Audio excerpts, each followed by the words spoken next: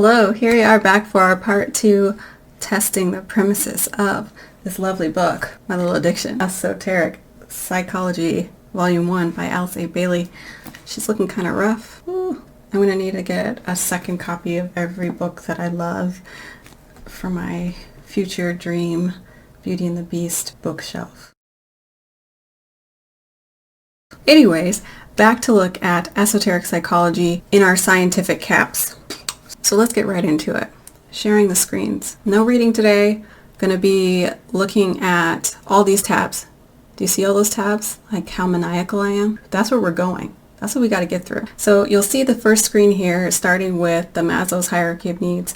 For the sake of sparing anyone who's seen the last video, I don't want to spend too much time recapping, but we're going to start at this tippy top here because this is what we're looking at. This is the most important thing that we are gleaning from this, I guess, ideal or this main highlight or this main point that we're wrestling with for Alice Bailey is the new psychology, the missing piece from traditional psychology. What we're learning is that traditional psychology gives us all this stuff that forms up, the basics, the foundations of what it means to be a human, and this is in a very physical sense. And we said, hey, we're missing the spiritual, we're missing the unseen aspects of what makes up life and what influences life.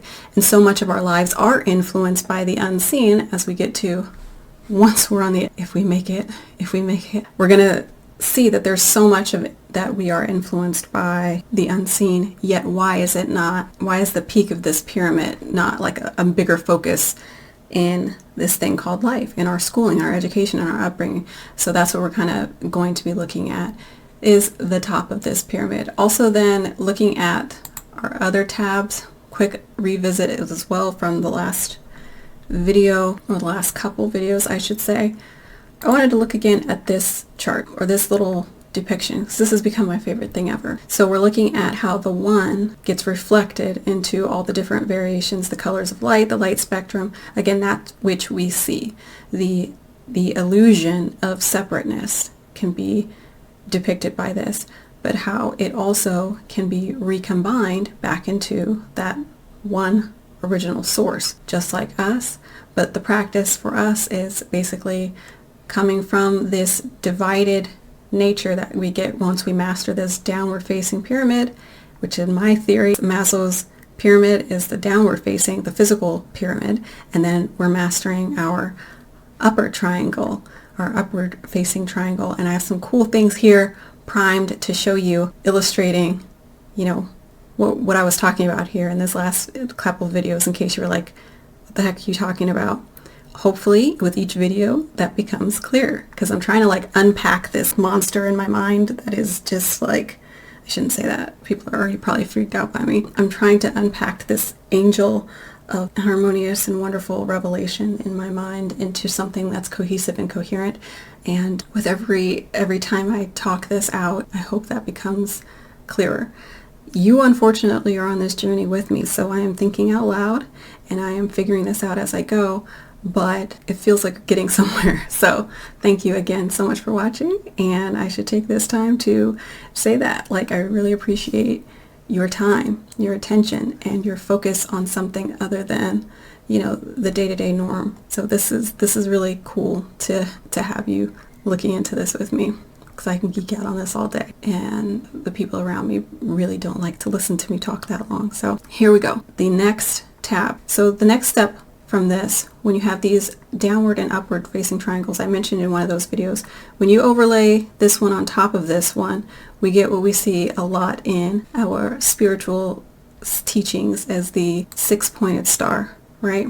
This is just a little quick video of a gentleman doing that for us. There's a upward triangle. See the precision, the exactness. Triangles are equal, balanced shapes, right? It's important. It's symbolic. Why is that important? Let's see. Where are we at? Next tab. I know. You can say what you want, but is this not what we see on the back of our dollar bill? I know we're moving to a place where money it's going to become like this collectible item. Have you seen, when's the last time you've seen a dollar bill? I want this, if one thing lives on, I want it to be this dollar bill so we can see, or this video so that we can see, yes, it is there. It was there. And this isn't about some kind of a conspiracy. This is about truth. And the reality is, this is on our, if you're American, if you live in the United States, this is on our currency. Currency, energy exchange. Money makes the world go round. So this is what we're transferring around, or what we were transferring around back in the day. And someone who was in charge of our treasury and in charge of making this decision decided that on the United States of America financial note that is going to be passed around the most regularly, because the small bills in a society are the ones that usually, they break down all the other big bills. And so this is the most common means of exchange. But in God we trust, the United States of America, we wanted to put this symbol on here. And this, what we're seeing, I'm going to get real annoying in case so no one can say they don't see what we're seeing here. This is a pyramid, right? A triangle. And we have this point here that is illuminated at the top. And why is that important? I feel like it's very important. If it's on our currency, I think that it would be kind of silly of us to ignore the fact that someone thought that this was important. What we're studying is getting us there. Again, jumping back to our friend Maslow, even though we're told that this top of this pyramid is like the peak of humanity, the highest thing that we can strive for, correct? This is our self-actualization. This is when a person meets his or her full potential. And it seems like it's this important thing, right? It's at the top of Maslow's pyramid. It's at the top of the pyramid of our, our currency. So what we're doing in this study, we're analyzing what is that top of that pyramid? What is it here that we're trying to strive toward? And looking back one more time at this image here, I really want to hammer in the idea that what we're doing is we are moving into a unity consciousness, a united consciousness. We're returning from this illusion of division and separateness, just like what is that other common saying we have in this country? United we stand, divided we fall. So think about the division and the divisiveness. This is the illusion, the Maya here at the center, the trick of the eye that makes us feel so separate. We master that downward triangle to learn how to be a good human. Maslow's triangle, pyramid, all that stuff is still great. Psychology, traditional psychology is still very vital and important. But we are saying, hey, the missing piece of the puzzle, to Alice Bailey's point, is there a piece missing? The other side of the coin, or the equation, that's what I was saying in the last one, is this upwards triangle. It seemed to be important to some people, but we kind of threw it out from our way of life, and we want to kind of do some deep work on in studying esoteric psychology to understand what we can actually gain by focusing on that triangle. That is important, but it's like not important. It was important enough to put hidden in plain sight, but it's not important to talk of, right? It's important to put on our hierarchy of needs, but it's also like this tiny pinnacle that we say is like, oh, did I just do that? Oh my gosh, look at me just doing this stuff. It's like you start to uncover why all the symbolism is happening, right? But when you're outside of the idea of the realm of conspiracy and, oh, what is Jay-Z doing with the Rock, wearing the Rock Nation and all that? And why is everybody doing that? And why is Jim Carrey going on the talk show and going, like, I'm not going to really do that because that's a little bit, I don't like to mock the satanic crap because I don't want to invite anything in, but it's almost like this big joke that's been going on in front of our faces, right? But the idea is get to a point where I want to get to a point where I'm no longer the only one in the room that doesn't know what's going on, right? I'm no longer comfortable in this day and age sitting here seeing the massive division of people and of levels of achievement, and there's no, set structure. It's not a meritocracy right now, right? It's so unbalanced to the point where people who have been cheating, conniving, stealing, doing things, using the tricks, knowing the stuff, have been climbing their way up to the top and then mocking us. Ha ha ha, look what we're doing, look what we know. Look what's on the dollar, but you don't know. Do you know yet? You don't know, right? You care? No. You're scared of it still? Good. Right. And then they're like shoveling all this money into their pockets and stuff. Not to say that the money is the main thing, but this also unlocks so many other things. This unlocks our self-actualization that might just come with boatloads of money and privilege and all kinds of wonderful things. But the real thing that we're learning is this is a deeper sense of value that can come from self-actualization, that top of the pyramid. However, certain understandings of certain spiritual truths that aren't taught openly and widely and broadly is what we're unpacking here in terms of, why some people have it and some people don't. Some people are stuck in this triangle, and this is all they focus on in the balance of their lives, is maybe getting to some level of mastery of this lower triangle. Esoteric psychology is here to say you can do both. And in fact, you might want to aim for that in life. And why? Because here's the rewards. There's certain rewards in that. Moving forward, here's a slide. Check my camera here. So just to preface, I learned from visual. I'm a very visual person. Another thing that was very interesting to me that I learned is when people talk, if you want to have a quick way of understanding or understanding how a person sees the world, listen to them talk. And people speak in senses. And so this, I don't know what the name of this is, but I've heard this somewhere, and I find it interesting to try it. Just like I'm obsessed with body language, this has become another, like a lesser ranked but also interesting thing. Say the thing, Sabri. So what it is that if a person talks in visual words, looks like this is happening, what I'm seeing here is, or I look forward to da da da da da. There's other ways to do it, but they'll slip in words that are related to sight and vision in their normal day-to-day speech. And it's a natural cadence for them. It's just to kind of move into one of those sense words of descriptors or talking about things. You have the other people that are the hearing. Or like, what I'm hearing from you is that, or sounds good. It sounds to me like you're saying this, or this is kind of in those unconscious sentences where it's be interchangeable to be like, where you're not really talking about looking at something, but you're, using these sight words. I'm not doing the best job of explaining it, but if you look for that, it's a very subtle thing. People tend to use one of those, and then there's other ones that are more thinky, or you're like, yeah, that makes sense, or I think that da da da. You'll have someone that starts sentences with I think that da da da, or what I think, or, and then you have the ones that I feel, they're more feeling oriented. I don't think there's a taste, like no one says smells good, right? I don't think that's quite in it, but it's interesting too. To bring it back, I'm a person that is very visual. So when I study a thing, I did have a point. When I study a thing, what I like to do is to collect a lot of visual data, things that visually explain a thing to me.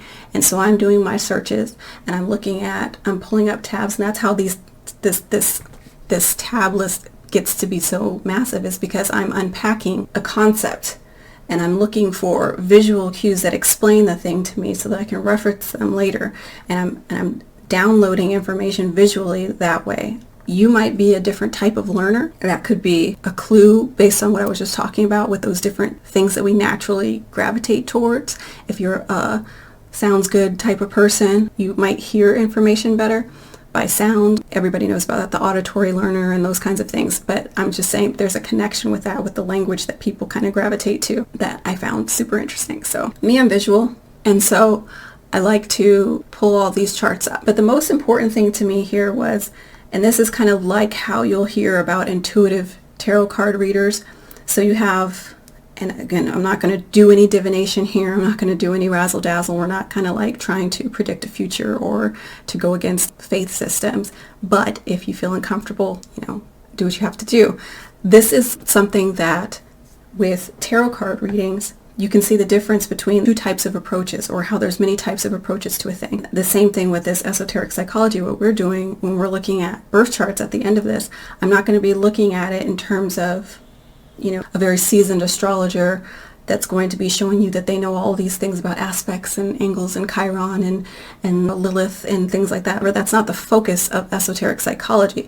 What we're looking at here is a test of the 7 rays, unpacking it, and the correlations between the birth chart, and can it be tested in a scientific way that helps us to be exact and certain when we're analyzing traits and tendencies in ourselves and certain like career aptitudes, all those things that we were talking about in the other video that the 7 rays indicates for each person. Is that something that can be demonstrated and duplicated? But back to this idea of, see when I do that? The train of thought. Okay, so I literally stopped the video to go back to see what my point was, because the bird walking is too much. And I'm going to try to be more disciplined from here on out because I have too much to get to.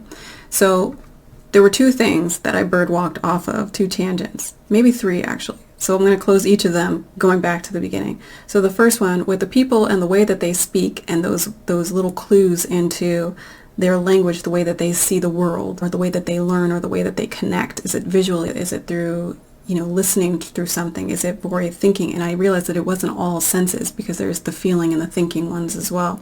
But those are clues that you can use to also connect better with that person if you want to. Just like mirroring body language can be helpful in connecting with a person or showing that you are interested versus being disconnected. And you can observe that about people too when they're really, I'm not going to go too far on this tangent, but body language is also fascinating.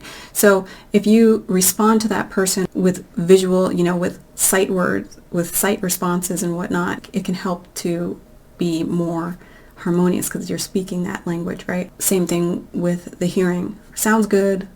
Yeah, that kind of stuff.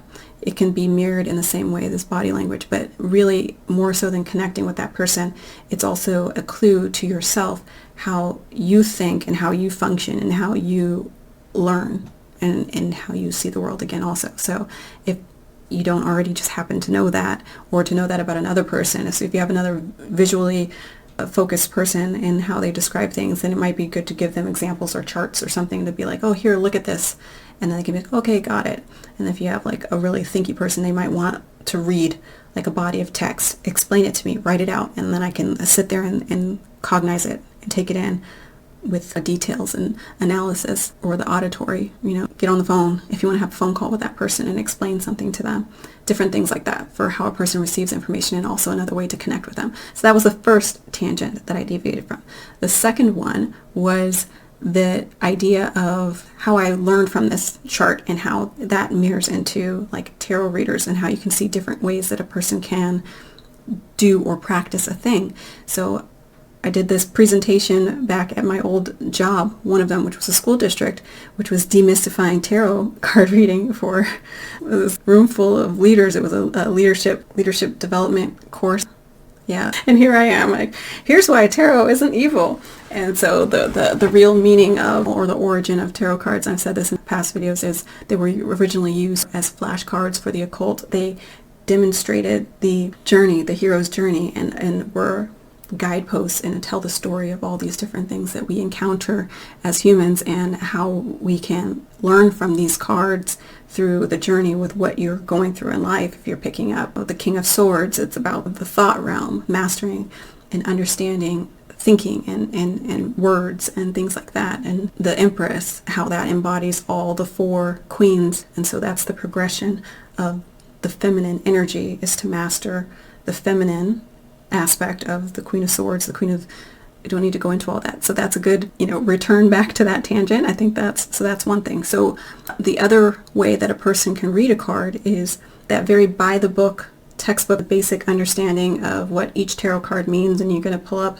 the Seven of Swords and you're going to be like, this is deception, this is trickery, this is someone that's being deceptive. So this is like the very textbook way of going about a thing. Or there's the intuitive reader. So you're going to look at a card and you're going to see that there's all different kinds of decks. They put all these different symbols and visuals on there. Again, they're flashcards. Flashcards stimulate and prompt different thought processes and different ways that we connect to the learning that we have, or the teaching or the lesson that's within that flashcard that we're supposed to be memorizing. So the different tarot cards can show different images, and the intuitive reader is not going to just say, oh, this is a Seven of Swords, that's all this means. They're going to look at the images. They're going to see the colors that the person's wearing, or they're going to see, is it animals? What images are on there? And they're going to pick up information from what's visually there. So that's kind of the experience that I have when I'm learning as well, and I'm seeing these charts. So I don't know the in-depth about this website or where this specific image comes from. I haven't studied this person's actual understanding of the seven rays and the seven chakras, ascension of the lower chakras with the upper chakras.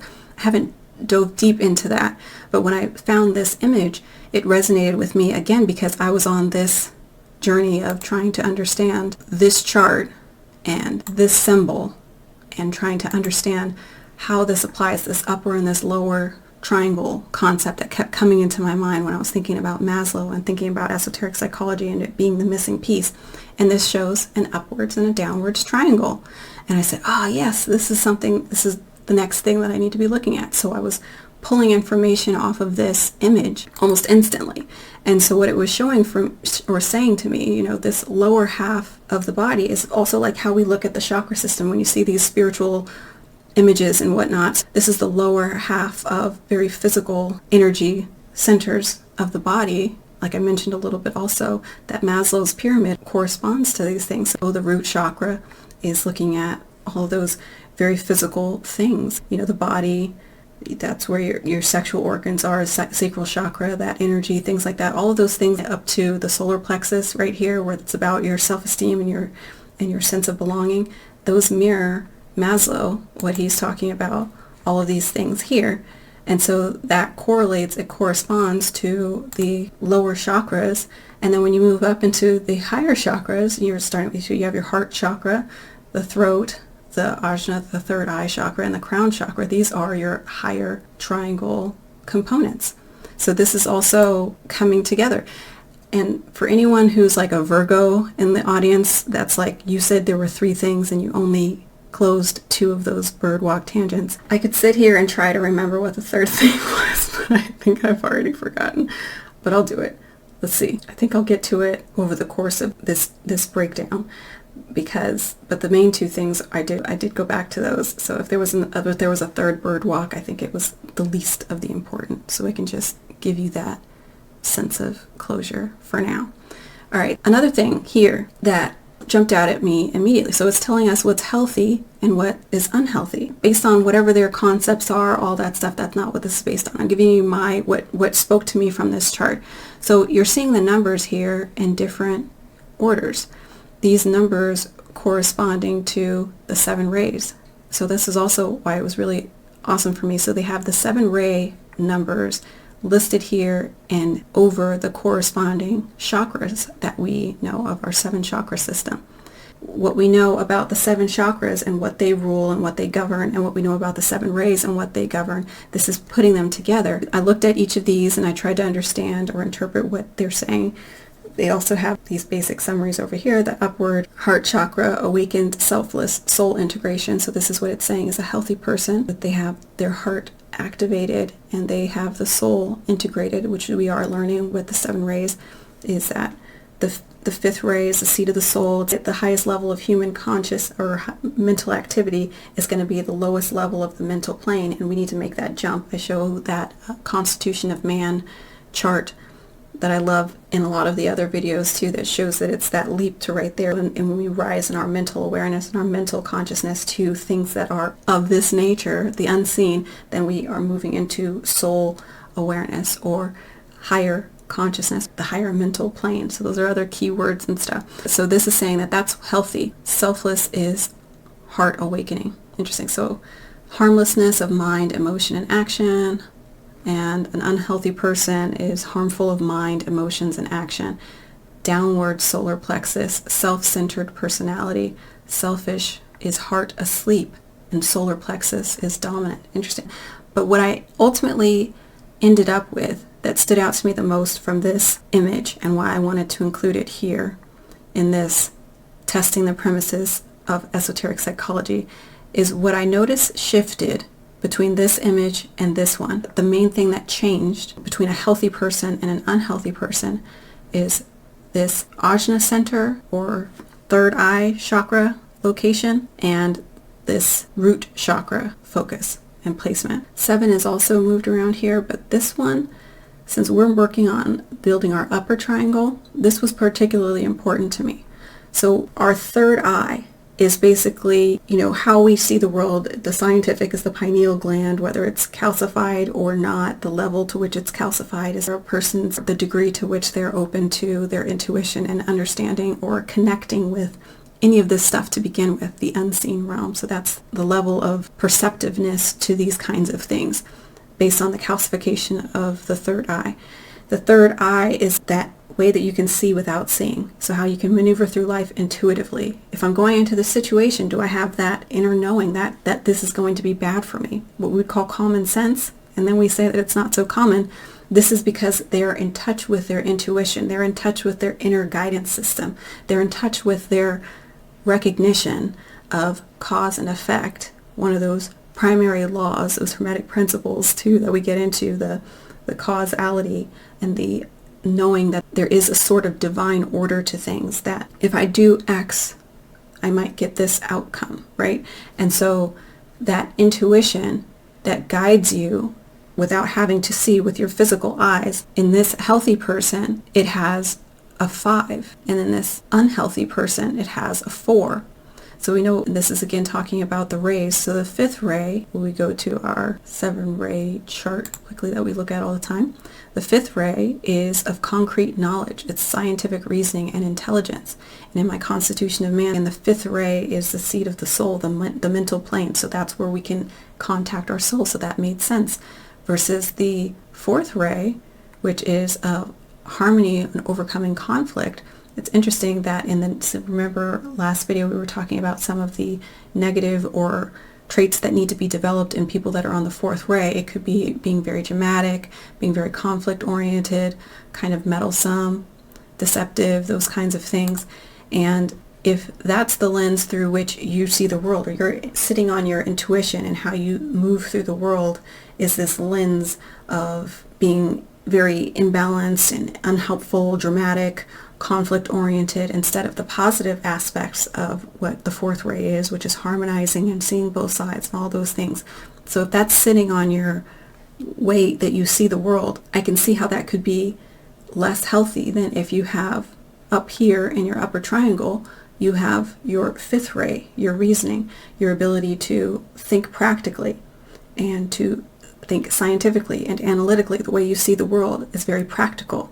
And then beyond that, you're on the mental plane where it should be, up in your mind. So you've elevated your mind from down here. Interesting. The 5th ray and the unhealthy person is down here in their loins. Maybe you're thinking from a very sexual nature and charged. How do I look? How do I connect with other people, physically? How am I ranking in terms of desirability in that way? And all about this. And then you move that actually up here to where you're seeing the world in a very practical way. So instead of dissecting and analyzing what can make me attractive and what can make me this and that and the other thing, you're dissecting and analyzing, like, what is the world? How do I get more into my higher triangle here? All this stuff. So I thought this was a very interesting illustration of what we're trying to do here in the depiction of this lower triangle and this upward facing triangle in a way that just was like, yes, that made sense to me, and I really loved it. So again, we're looking at Maslow's triangle. My theory is that it's this downward triangle and these lower level chakras and energy center things that we're balancing. And those aren't mystical, woo-woo things that we can't understand. Those are Maslow's pyramid. My physiological needs, my safety needs, my love and belonging needs, my esteem, everything that's below self-actualization is those lower chakras, getting that stuff in balance.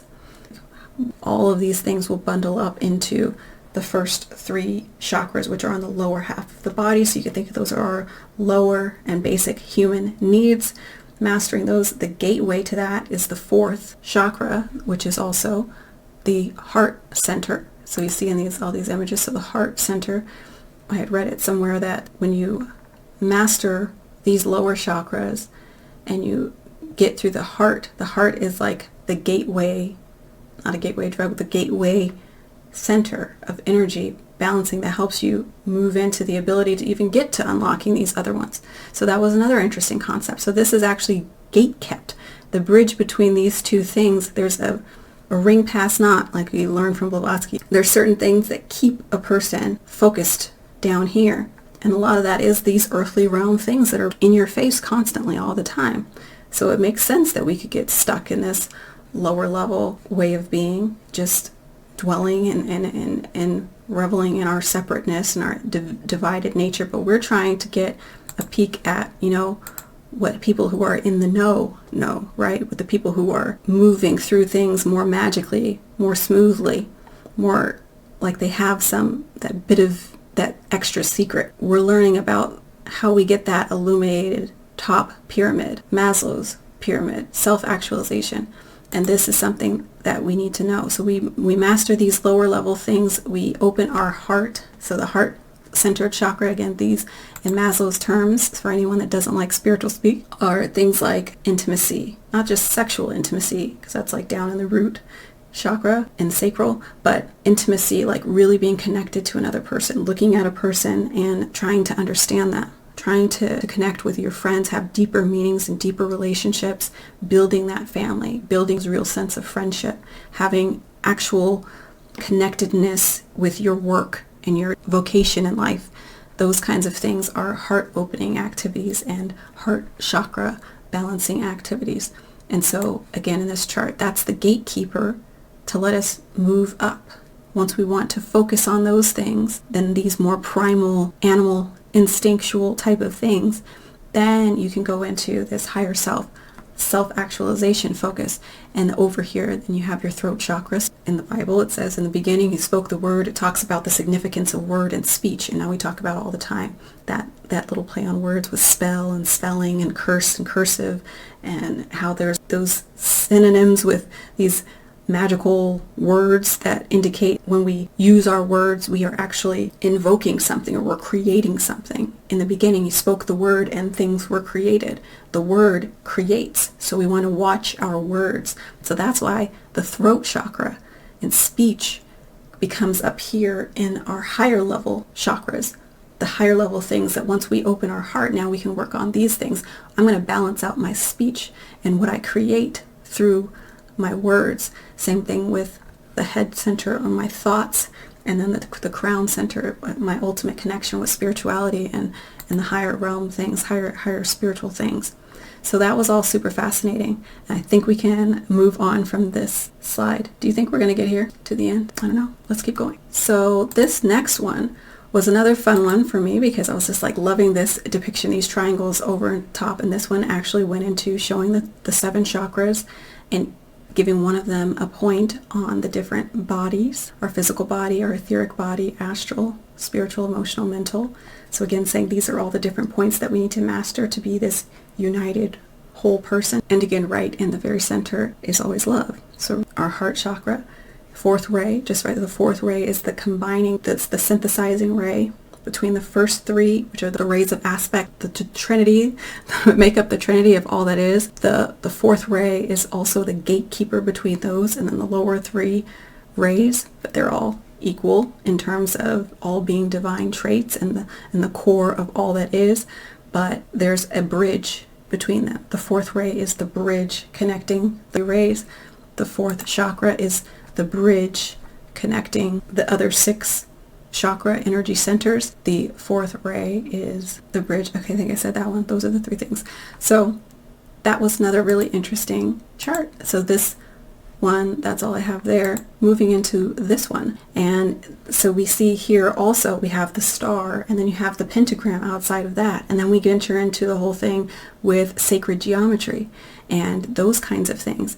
And it made me really feel like there's a lot to unpack in terms of the symbolism. And again, these are the things that people know that we want to be in the know of. So the reason why these shapes, the Platonic solids, they have the power that they say comes through sacred geometry and those images and those symbols. And this even made me think back to when I was in college. I did a whole presentation.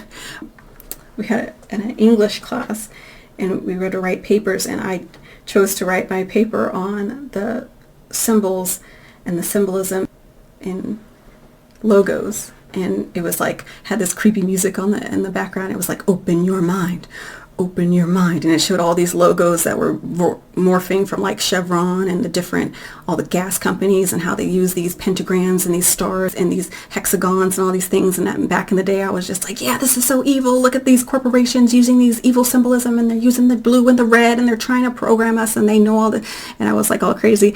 But now I'm like, oh, like this is what this is about. There's people that know, and they know the power of these things, and they are using the power of these things to gain advantage and success. And now it became to this part where it's almost unfair. It's an unfair advantage because they know that the masses were just like either scared out of looking into these things or just so focused on their lower facing triangle. This triangle is a little different, obviously, because it's not showing us those perfect, what is that triangle called? The one that's actually 3 perfect angles, you know what I mean? But even still, so we're looking at how Da Vinci used mathematical exactness in creating this, which is the perfected man. And so it's also very interesting that the hand gestures go out and the head, 1, 2, we have right here, our 1, 2, 3, 4, 5, 6, and the way that this was depicted, we have those points to illustrate. And then it goes back to the Martin Kenney and how human, like they say, the man is a star and all that information and lots of cool stuff. So I just went down the rabbit hole of imagery. And coming back to this other one, another cool one showing Maslow's pyramid with the different color here at the top for self-actualization, it makes me wonder if that's what we're trying to get towards. And what we need to really understand is that there's something missing from this pyramid, which is why this has become so elusive, is because we've been told that this is all that matters and only a select few get here. So try for it if you want, but there's no real way of knowing how to reach your full potential.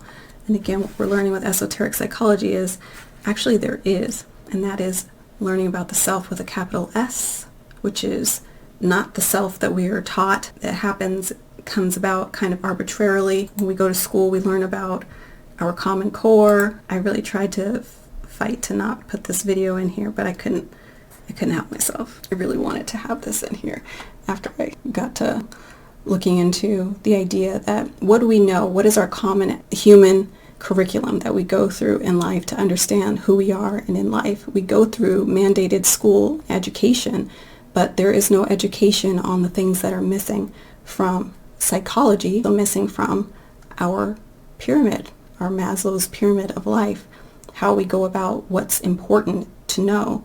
And it's interesting that there's all these debates about what should be in the schools, what people need to know, what young minds must know in order to go out into the world, and how that's currently stacked up so that we can be good at working, so we can be good at moving into society to work, but not how to move into society to be successful at life.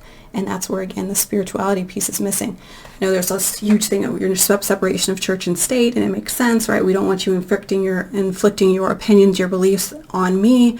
But this isn't about a religion, right? This isn't tied to a faith system. This is psychology. This is basic human information about the self, learning what my astrological makeup is and how that has indicators for what I might be good at or what I might succeed at or what I might be interested in. And guiding someone based on their own unique blueprint would be something interesting and possibly a very helpful way to go about living and help someone to be more certain of themselves rather than going through all of this unknowing. But here's what we think right now is most important for folks to learn about. Not folks, our young folks. I hate when I say folks. I don't know where that came from when I started saying that, but here's Bill Gates, the great Bill Gates on Common Core. So what is the Common Core? It's a very simple thing. It's a written explanation of what knowledge kids should achieve at various milestones in their educational career. So it's writing down in 6th grade which math things should you know, in 9th grade which math things should you know, in 12th grade which math things should you know. And you might be surprised to learn how poor those, I'll call those standards, but to be clear, it's not curriculum, it's not a textbook, it's not a way of teaching, it's just writing down, should you know this part of algebra, should you know trigonometric functions, should you know, be able to recognize a graph of this type. And doing that very well is hard because there's certain dependencies. If you teach it in the wrong order, if you try and teach too much at once, too much too early, which the U.S. was doing a lot of that, it can be very, very poor. And if you compare, we had 50 of these things, and there was quite a bit of divergence. Some states had trigonometry, some didn't. Some had pie charts, some didn't. And so ironically, what had happened was the textbook companies had gone in and told the committees that make these things up that they should add things over time. And so we had math textbooks over double the size of any of the Asian countries. And we had the ordering in almost every one of our 50, which is strange. You'd think if you had 50, one of them would randomly be really, really well ordered. Some were more ambitious than others. So for example, being high, that is having the 12th grade expectation be high, There were a few, like Massachusetts, were quite good in that respect. And so when kids from Massachusetts take international tests or SAT, anything, they do better, better than the rest of the country. And so often when you see those country rankings, they'll take Massachusetts and show you where it would be if it was a separate country. And it's way past the U.S. that now is virtually at the bottom of any of the well-off countries, with the Asian countries totally dominating the top 6 slots now. Finland had a brief period where they were up high, and now they're not even the European leader anymore. So a bunch of governors said, hey, why are we buying these expensive textbooks? Why are they getting so thick? Are standards high enough or quality enough? And I think it was the National Governors Association said we ought to get together on this. A bunch of teachers met with a bunch of experts. And so in reading and writing and math, these knowledge levels were written down. And at some point, 46 states had adopted that curriculum, a variety of competitive curriculum, now that small companies can get into it because it's not just doing a book for Florida. And so the sort of barrier to entry that was created by the large firms there goes away. The idea that those committees rev it so you can't use the old textbooks, that idea will go away, because in math, this can have real durability. Changing your math standards, it's not like some new form of math is being invented. And there has been, in a sense, a national expectation. When you take the SAT test, it has trigonometry on it. So if you're in a state that doesn't have that, you're going to get a low score. And they use a certain notation. Oops. All right. That's enough, Bill Gates. I think I went too far. I'm going to edit it back to because I couldn't hear it. So I had to turn on subtitles at the end because, working and making videos is an intricate thing. You have to make sure that the audio is going through the right thing, so you're not talking for an hour and nothing is coming out and all your time is wasted. You have to make sure that you turn it off when you want it to record the audio from the video from the internet source coming from the computer rather than the outside. Otherwise you'll record a video and there's no sound coming out of the video. It's just the sound of you breathing into your microphone. These haven't happened to me because I've mastered this. All right, where else did we want to go? What else do we have? All right, I'm gonna do the annoying thing, and I'm gonna cut this video off here because I think I have another 20 minutes worth of a recording that I did before I needed to check the audio on or check something. Oh, it was when I went on my birdwalk tangents, and I was like, what did I say? And so I stopped there. So this is gonna be already 50 minutes. We're gonna have to go into our birth chart analysis in yet another dive, or build, as Seven Beaumar calls it. So this last one here that I do want to end on is focusing again on what this top triangle, what this upward triangle is all about, what this upward healthy mindset focus triangle. I'm really focused in on self-actualization. What does that higher upper triangle get us in life? That one that can help us focus and bring ourselves back into unity consciousness. And for me, I was thinking that a big clue on this comes from our 7-ray chart, right? Where we're learning about these first 3 rays being the ray of aspect. This makes up the father, the son, the mother, but also it's the will, the feeling, and the thought. And I'll leave this video here and I'll pick up the next one with this as well.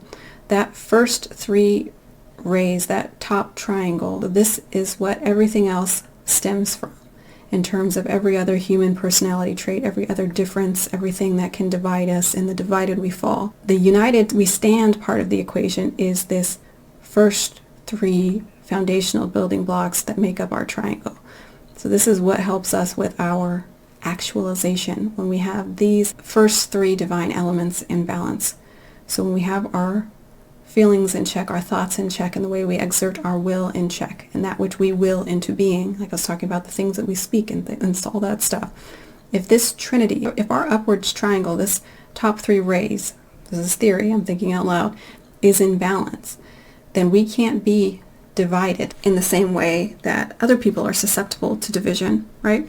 Because one of the ways that we could be conquered and used up and distracted into not focusing on our self-actualization is to keep people running around focusing on that bottom lower level pyramid, right? Never working on their chakras, never getting themselves balanced, never climbing up higher in Maslow's pyramid to even want self-actualization. But if we did want to turn our attention there and to focus on those things, we would become indivisible. You're solid because you stand on these firm foundations. You've got that triangle set, right? And it made me start thinking of prime numbers because I'm a nerd. So prime numbers, these things are divisible only by themselves and one. What is the one? Then you can start getting into your higher power if you want to break that down, which I do believe in a higher power. So I'm thinking that the only thing that can break me down is myself and my higher power. None of these other distractions, divisions, anything like that, none of that can break me down. I'm indivisible. These are the prime numbers. What they call the other numbers are composite numbers. They have different factors that can break them down. Isn't that interesting? There are different factors that can break down someone that is a composite. I just thought that was interesting. So that came to mind as I was looking at this, and we're trying to again focus on getting ourselves into this domain.